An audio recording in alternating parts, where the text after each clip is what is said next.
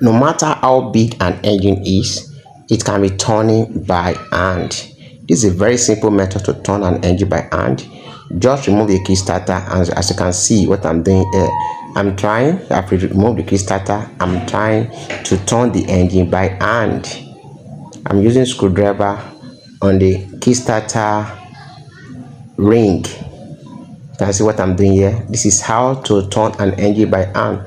But there's another method too. You can also go to the crankshaft side, the bolt at the crankshaft at the damper side. You can also go there too and turn the engine by hand. You can see this is in this type of engine. This is the crankshaft bolt. You can also go there too. That is the damper pulley. You can go there too and rotate the engine by hand. That is simple method to retain the engine by hand. And why do you need to retain the engine by hand? One, like if you want to do valve adjustment.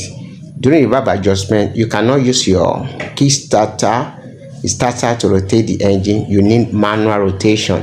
You need to turn the engine by hand so that the engine can gradually turn, so that you can adjust the valve and other things too that you can carry out. For example, you want to set engine timing too. You need to rotate you need to turn the engine by hand. So these are the simple method. You can see this engine is turning by hand. These are the very simple method for you to turn the engine by hand. If you have not subscribed to my channel, what are you waiting for? Please subscribe to my channel. It's just a simple video that you enjoy. I know you enjoy this video. Please don't forget to give me likes and share it to others so that they can see. This is a 2-cylinder engine, and because I can see how I'm turning it by hand. See you in my next video. Don't forget to like, share this video.